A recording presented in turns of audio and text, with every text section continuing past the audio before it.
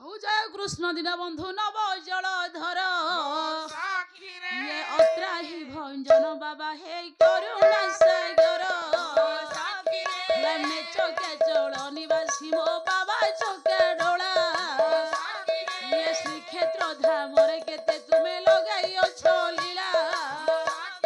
प्रथम रे दुर्गा रूप द्वितीय रे उमा ये अनंत नाम तोहर अपार महिमा संत जन मान तुझे तोहर सदे हौ जे सने बाळु तो पुत्रे गर्भे धरी माए तृतीय एकादशी चतुर्थ रे नाम नारायणी ये पंचमे होइल माग शिवर घरणी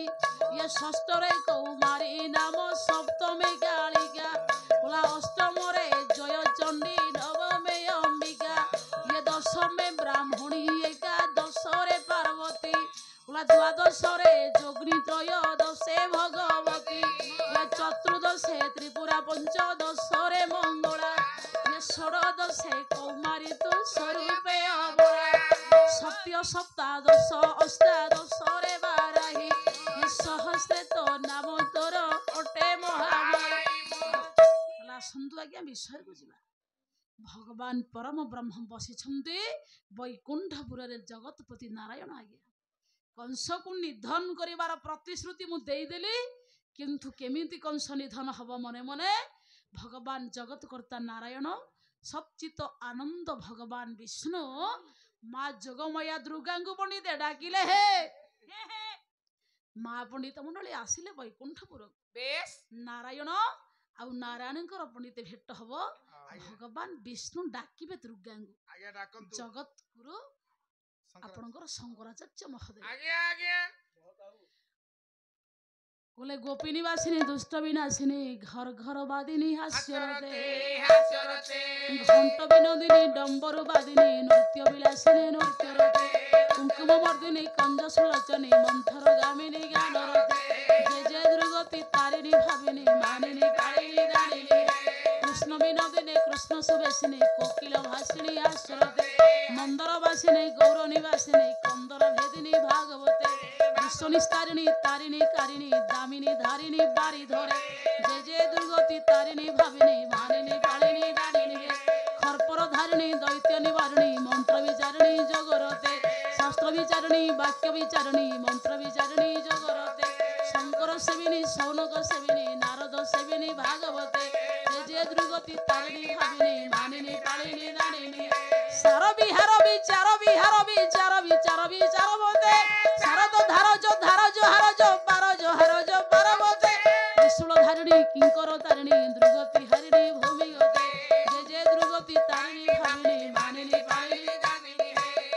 जगदानंद परम ब्रह्म विष्णु डाकिले दुर्गा को माँ कंस निधन हब तो दया दरकार तो माया शक्ति नहले कंस निधन हब नाही आज पर्यंत राक्षस जेते मरी मार शक्ति अच्छी बोली राक्षस निहत होती आज्ञा तेणु भगवान विष्णु डाकिले दुर्गा को माँ तू आसिले कंस मरिब नहले तू साहाय्य न कले तो माया शक्ति न विस्तार हले कंस नाश हबनी दुर्गा पंडित भगवान विष्णु पाखे पहुंचले नारायण पंडित जोगमाया पंडित माया मिसी चक्रांत तैयारी कले षड्यंत्र रचना कले कंस विधान निधान होगा भगवान विष्णु कौन योजना चक्रांत प्रदान कले माँ दुर्गा को देखा कंस केमिति मरिबो उभय पंडित योजना चलइले भगवान कृष्ण और दुर्गा दशम स्कंद भागवत ओडिया भागवत जगन्नाथ दास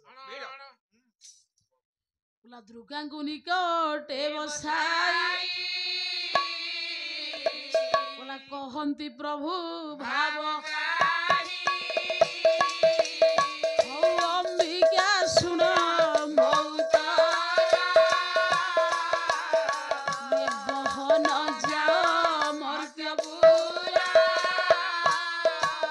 मथुरा कंस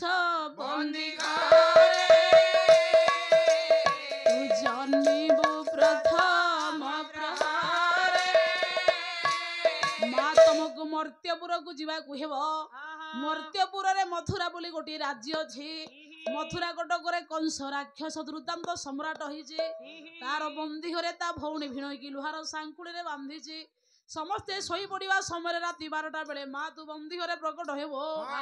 ବନ୍ଧା ହେଇଥିବା ନାରୀର 7 ମାସ ଗର୍ଭକୁ ଚୋରି କରିବ। ଭାଗବତ କହିଲେ ଦୁର୍ଗା ଶୁଣୁଛନ୍ତି, ବିଷ୍ଣୁ କହୁଛନ୍ତି ଆଜ୍ଞା କଂସ କେମିତି ମରିବ ମା ଶୁଣେ। କହିଲା ବସୁଦେବକୁ ଯେତେବେଳେ ଧରି ଆଣିଲା କଂସ ବଳେ ତାହାର ପତ୍ନୀ ନନ୍ଦ ଘରେ ଆଉ ଯାଇ ଲୁଚିଲା କଂସ ଡରେ। ରୋହିଣୀ ନାମ ବିଦ୍ୟମାନ ତାହାର ଗର୍ଭ ଅଛି ଶୂନ୍ୟ। ଦେବକୀ ଦେବୀ ନିଦ୍ରା କାଳେ ଗର୍ଭ ହରିବୁ ଯୋଗ ବଳେ ମିଳିବୁ ନନ୍ଦ ଘରେ ଯାଇ ଆଉ ରୋହିଣୀ ଗର୍ଭେ ତାହା ଥୋଇ ଜନ୍ମିବୁ ଯଶୋଦା ଉଦରେ ଆଉ ମୁକୁଣି ଯିବି ମର୍ତ୍ତ୍ୟ ପୁରେ ଦେବକୀ ଗର୍ଭେ ହେବି ଜାତ ମତେ ଘେନି ନ ଯିବେ ତାତ ତତେ ଆଣିବେ ମତେ ଥୋଇ ଆଉ ଏ କଥା ନ ଜାଣିବେ କେହି ଏଥିରେ କଂସର ମରଣ ଏ ହସି କହନ୍ତି ଭଗବାନ। ମା ସେତିକି ନୁହଁ, ଯେତେବେଳେ ଦେବକୀ 7 ମାସ ଗର୍ଭକୁ ତୁ ଚୋରି କରିବୁ ଗୋଟେ ଅନନ୍ୟ ପ୍ରତିଭା ହୋଇ ମା ନାରୀ ଗର୍ଭରେ ନେଇକି ଥୋଇବୁ। ସେ ନାରୀ ନା ହଉଛି ରୋହିଣୀ। ସାରେ ରୋହିଣୀ କି ତୁ କାଇଁ କହୁଛୁ ରେ ତୋର ହଉ ଯଦି କହୁନୁ। ଆରେ ରୋହିଣୀ ରୋହିଣୀ ବୋଲେ ରୋହିଣୀ ହଉଛନ୍ତି ଆଜ୍ଞା ବସୁଦେବଙ୍କର ପ୍ରଥମ ନମ୍ବର ସ୍ତ୍ରୀ। ଆଚ୍ଛା ସେ କଣ କୁଳୁକୁଳା ଠିଆ ବାନ୍ଧେ ଗୋଟା ଭାଷା କହିଲାଣି କୁଳୁକୁଳା। ବାବୁ ଉଚ୍ଚ ହେବା ପାଇଁ ଯଦି କର ଆଶା ଉଚ୍ଚ କର ଆଗେ ନିଜ ମାତୃଭାଷା। ଗାଁ ଗହଳି କଥା ଉନ୍ନତ ମାନ କଥା ନ କହିଲେ ନାଇଁ ଗାଁ ଗହଳିଆ କଥା କହିପାରିବୁନି। ଏ କହିବ ଯୋଉ କହନ୍ତି ସେ ଗାଁରେ ଚଳିଯିବ ମୁଣ୍ଡିଆ ଦାଢରେ ରହୁଛି। ହରେ ପୁଅ ସେଇଥିପାଇଁ ପଣ୍ଡିତ ମଣ୍ଡଳୀ କବି କହିଲେ ସେଦିନ ଆଜ୍ଞା ଓ ରୋହିଣୀ ହଉଛନ୍ତି ବସୁଦେବଙ୍କ ସ୍ତ୍ରୀ।